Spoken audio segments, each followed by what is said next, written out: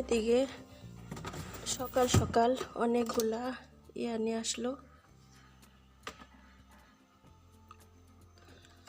তো এই যে মানে মালটা নিয়ে আসছে অনেকগুলা, কারণ মুরব্বী আঙ্কেল আন্টি সকালবেলা ওনারা, আপনারা যারা আগের ভিউয়ার্স তারা জানেন যে সকালবেলা ওনারা জুস খায়।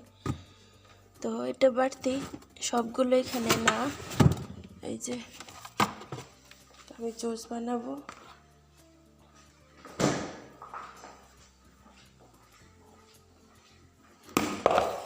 এই আর কি, তো কিছু মালটা ধুয়ে নেই।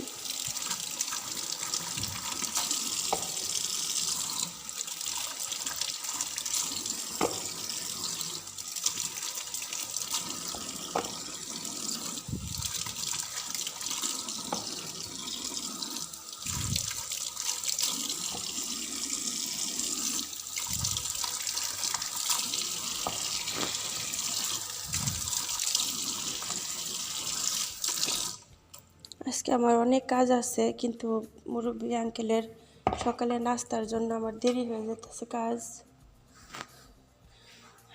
এই তো এখানে মেশিনটাও দিয়ে নিলাম জুসের, এখন জুস করব।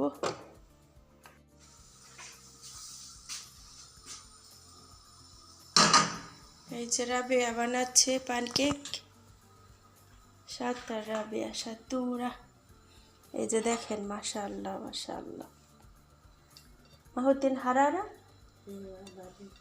بعدين بطيء الحرارة لازم حار عشان ما يصير بارد। তো দেখেন রাবেয়া এখন কাজ শিখে গেছে মাশাআল্লাহ। ইয়ারেব দেহিন সবল মাশাআল্লাহ, كويس।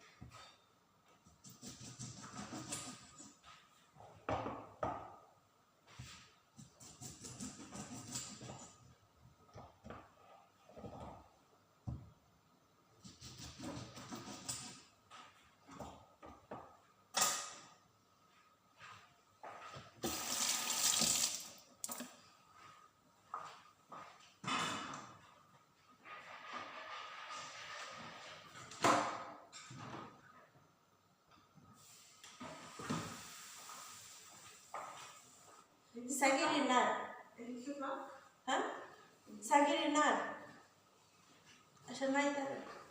আসসালামু আলাইকুম প্রিয় ভাই বোনেরা, আমার আঙ্কেল আন্টিরা, আপনারা সবাই কেমন আছেন? আশা করছি আল্লাহ পাকের অশেষ রহমতে যে যেখানে আছেন ভালো আছেন, সুস্থ আছেন।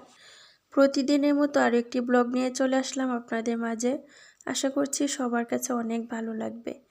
তো সকাল সকাল আমি নাস্তা বানানো শুরু করা থেকে এভরিথিং আপনাদের সাথে শেয়ার করি। আশা করছি সবার কাছে ভালো লাগবে।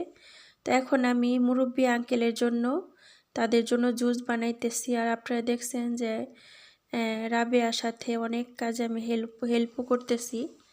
তো আসলেই রাবেয়া হয়েছে আমাদের বাসায় নতুন, সব কিছু ওইভাবে এত কিছু বুঝতে পারে না। তারপর রাবেয়া হয়েছে এই দেশে নতুন, মানে একটা মেয়ে যখন আরব কান্ট্রিতে নতুন আসে তখন একটা কি যে কষ্ট, মানে কি যে একটা মানে অন্যরকম একটা ফিলিংস, যে কি করব, কি হবে কি না হবে। তারপর হচ্ছে আমাদের বাসায় নতুন, আসলেও নার্ভাস হয়ে গেছে। আমি ভাবছি যে ওর মতো কাজ করুক, ওদের জন্য নাস্তা বানাক, আর আমি আমার কাজগুলো করি। আসলেই যখন করতে যাই তখন দেখি যে ও সব কিছু বুঝতে পারে না। রেহানা এটা কোথায়, রেহানা এটা কই, এটা কি, এটা কোথায় পাবো, আসলে ওই ঘুরে ফিরে আমারই আসতে হয় কিচেনে। তখন আমি ভাবলাম যে না, ওর সাথে আমি নাস্তাগুলো বানাইয়া তারপর আমি আমার কাজগুলো আমি করি। আসলে কি বলবো, মেয়েটা অনেক অনেক মানে ওকে দেখলে আমার মায়া লাগে। খুবই খুবই ভালো, শান্তশিষ্ট একটি মেয়ে। তারপর বয়সটা অনেক কম, খুবই মায়া লাগে। আর কি বলবো, ওকে একটা কাজের ফরমাইশ দিতেও আমার অনেক খারাপ লাগে। আসলে মমেনা আমি যেভাবে ছিলাম, মানে কি বলবো, আমরা দুইটা বান্ধবী, আমাদের আমাদের সাথে মনে হয় আমার আর মমেনার মানে নিজের কলিজার একটা সম্পর্ক ছিল, এরকম একটা সম্পর্ক। আপনারা সবাই জানেন। তা আসলে না, ওই জায়গাটা কাউকে দিতে পারি না, বা হয়তো পারবো না কখনো যে এরা ওদেরকে দিতে পারবো, ওদের সাথে মিল হবে। আসলে সবার সাথে এরকম হয় না। আর মমিনা আমি যখন একসাথে ছিলাম, আমাদের ভিতরে সবসময় অন্যরকম একটা ফিলিংস হয়েছে। সবসময় আনন্দ ফুর্তিতে আমরা হাজার কাজ করছি, তারপরে কষ্ট মনে হয় নাই। সুবহানাল্লাহ, আসলেই এই সময়টা আর ফিরে আসবে না, বা ওকেও আর পাবো না। যখন মমিনা ছিল তখন প্রতিদিন মুরব্বী আঙ্কেলের জন্য জুস বানাইতো, ও আমার জন্য এই কাপটা দিয়ে 1 কাপ করে রেখে দিত যে রেহানাও খাইবো। তাহলে দেখেন আমাদের কত একটা মনের একটা টান ছিল, যেটা আমি পছন্দ করতাম ওটা রান্না করলে বা ওটা করলে আমার জন্য এক্সট্রা রেখে দিত মার মতো। মা যেমন সন্তানের জন্য একটু হইলে রেখে দেয়, ঠিক মমেন আমার জন্য, আমিও ওর সাথে তাই করতাম। সুবহানাল্লাহ। এখন অনেক কান্না করে। আর আপনাদের সাথে একটা সিক্রেট বলার বাকি আছে মোমেনের জন্য। ইনশাআল্লাহ সাথে থাকুন, শেষ মোমেন্ট শুনতে পারবেন, অনেক বড় একটা সারপ্রাইজ। ঠিক আছে, ইনশাআল্লাহ।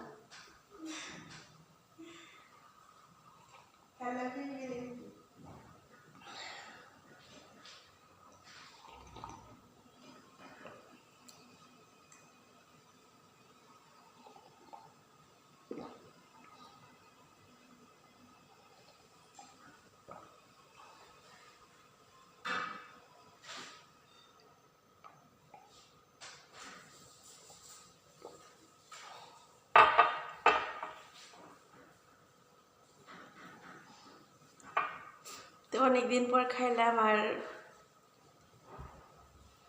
মমিনার মনে করলাম সকাল সকাল। কালকে মমিনার সাথে কথা বললাম, আমার ওর সাথে কিন্তু প্রতিদিনই কথা হয়। ও লাইনে আসলে আমার মেসেজ দিব, নাহলে কল দিব।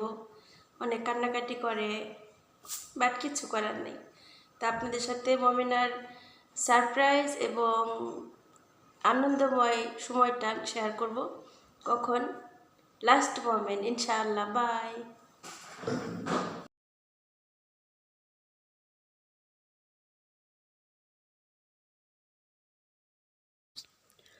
আর এইদিকে ডাইরেক্টলি চলে আসলাম রান্নাঘরে। আজকে আসলেই মমেনার সাথে নাস্তা বানাইতে বানাইতে তারপর দোতলায় আজকে ঝাড়া মোছা করতে হয়েছে, অনেক কাজকর্ম করছি, কিন্তু এগুলি করতে করতে একদম সময় চলে গেছে। তো এদিকে এসে দেখি 2:30 বেজে গেছে। 3টার সময়, 3:30টার সময় মেয়েরা এসে সবাই মানে খাওয়ার জন্য পাগল হয়ে যায়। আর আমার স্যার তো 3টার সময় চলে আসে অফিস থেকে। আইসা তারপর উনি খাবার টাবার খেয়ে তারপর একটু ঘুম পাড়ে, তারপর আবার উনি চলে যায় কাজে। আসলে ওনাদের খাবার, আমাদের এখানে খাবার দাবার, ওনারা আইসাই খাবার দাবারের জন্য হয়। আপনারা জানেন সবাই, সবসময় আমাদের বাসায় খাবার দাবারে লেট হয়, কারণ ওনাদের কারো ডিউটি শেষ হয় না, কারো স্কুল শেষ হয় না, এমন অবস্থা। তো যাই হোক, এখন আমি মাছগুলো ভেজে নিলাম।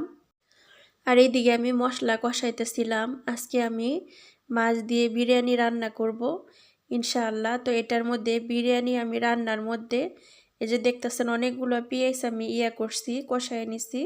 আর এখানে কিন্তু আমি জিরার গুঁড়ো, ধনের গুঁড়ো, সব মশলা অল্প অল্প করে তারপর দিয়ে মাছটা যেভাবে ভুনা করে ঠিক এই মশলা দিয়েই আমি বিরিয়ানি রান্না করতেছি। ওনারা কিন্তু অনেক পছন্দ করে এই বিরিয়ানিটা। ওনারা মাছ আনলেই এই বিরিয়ানিটা খাবে, রেহানা প্লিজ বিরিয়ানি বানাও। ওনাদের নাকি অনেক ভালো লাগে। তো আলহামদুলিল্লাহ আমিও রান্না করতে পারি, তো ওনারাও পছন্দ করে। আমি বিশ্বাস করি ওনাদের যে এত রান্না করে খাওয়াই, এত কিছু, আমি রান্নাবাড়িতে অনেক এনজয় করি, অনেক ভালো লাগে আমার কাছে। মানে ওনারা খায়। আমার কাছে রান্নাবাড়ির বিষয়টা অনেক ভালো লাগে। আলহামদুলিল্লাহ রব্বিল আলামিন।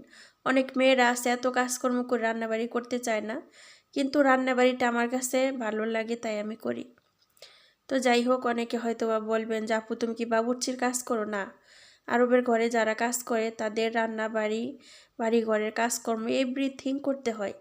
তো আমিও করি আলহামদুলিল্লাহি রব্বিল আলামিন। তো আপনারা সবাই দোয়া করবেন ইনশাআল্লাহ আমি যেন যতদিন থাকি ততদিন যেন আল্লাহ পাক আমাদের সাথে ভালো ব্যবহার এবং ভালোভাবে চলার তৌফিক দেয় ইনশাআল্লাহ। তো যাই হোক, আমি মাছটা দিয়ে দিলাম, দিয়ে এখানে কোনো ধরনের পানি অ্যাড করব না, কোনো ধরনের ঝোলও দিব না, আমি না দিয়ে হালকা আছে আমি কষিয়ে নিব। আর এদিকে আমি ভাত রান্না করে নিছি, মানে অল্প করে ফুটিয়ে নিছি ভাতগুলো। আর এদিকে দেখেন আমি অলরেডি ভাতের উপরে মাছগুলো দিয়ে দিছি। তো তারপর আমি যখন পরিবেশন করব তখন মাছটা সরিয়ে এই যে মশলাটা আছে এটা দিয়ে হালকা ভাতটা মিক্স করে তারপর আমি টেবিলে দিয়ে দিব। এখানে কিন্তু অনেকগুলো মাছ আর অনেকগুলো ভাত, মাশাআল্লাহ তাবারাকাল্লাহ। আর এখানে আমি মুরব্বি আন্টির জন্য আমি পালং শাক রান্না করতেছি। আসলে মুরব্বি আন্টি অনেক দিন হয়ে গেছে, ওনার ওইভাবে খেতে পারতেছে না, তো আমি রান্না করলাম, যেহেতু মমেনা নাই কিছু নাই। তো আর এই যে দিকে দেখেন আমি বিরিয়ানিটা পরিবেশন করলাম, বিরিয়ানি। তো আমার এই মাছের বিরিয়ানিটা কেমন হলো আপনাদের কমেন্টের অপেক্ষায় থাকবো, ইনশাল্লাহ কমেন্ট করবেন। আর যারা নতুন আছেন প্লিজ। এই যে দেখেন রাবেয়া মুছতেছে, তা আমি অনেক কাজ করলাম। কইতেছে মানে কি কইতেছি, দেখেন সবসময় হাতের মধ্যে ঘড়ি পরে রাখে ম্যাডাম পুলি। আমার কেমন জানি ইয়া লাগে, বিরক্ত লাগে কাজের সময়। আসলে মেন কথা হয়েছে যখন কাজ করি তখন আমার কাজের একটা ধ্যান থাকে, তখন এত পুসপাস করার মতো কোনো ইয়া থাকে না। এই তো আজকে বাসায় ওনার বোন আসছে, স্যারের বোন, মুরব্বি আন্টির ছোটো মেয়ে আসছে। তো বাসায় মেহমান, আপনাদের সাথে এর আগে বলছিলাম যে এই মুরব্বি আন্টি আসলে আমার জানটা তেজপাতা করে ফেলায়, তেজপাতা একদম করে ফেলায়, এই তেজপাতা শেষ করার মতোই নেই। তো এই যে এখানে অনেক জিনিসপত্র ছিল, এই রান্নাঘরটা ভরা একদম গ্যাঞ্জাম ছিল। তো ওনারা খাওয়া দাওয়া করছে, এই জায়গায় টেবিলটা আজকে এত সুন্দর করে সাজাইছিলাম। আমি গেছি ওই কিচেনে গেছি আমার মোবাইলটা আনতে, আইসা দেখি স্যারের বাবা এনে এসে বসে পড়ছে। আমি আফসোস করতেছি, আহারে একটু ভিডিও করতে পারলাম না, টেবিলটা এত সুন্দর করে সাজাইলাম। যাই হোক আফসোস। তো এই যে আমি দোয়া পাকলা করলাম, তো ওনার বোনের বাসা থেকে একটা মেয়ে আসছে, ও অনেকটাই আমার হেল্প করছে আলহামদুলিল্লাহ। ময়লাটা ফালাই দিছে, এই দেখেন মুছছে, অর্ধেক বাকি রাখছে আমার লেগা। হাই রে হাই, আমি আর মুছতাম না, শেষ আমার জান শেষ আজকে। তো চুলাতে ধুইলাম আমি, আর এখানে অনেক জিনিসপত্র ছিল আজকে সব ফালাই দিছি, একদম রাখি নাই। এই হচ্ছে বিষয়, চুলা টুলা ধুইলাম, এগুলো একদম পরিষ্কার করলাম। এখন যাবো একটু রেস্ট নিতে, এখন আর পারতেছি না। এই তো রাত হয়ে গেছে, দেখেন মানে এখনও কিছুটা সূর্য আছে, একটু দেখা যাচ্ছে কোনো মতো।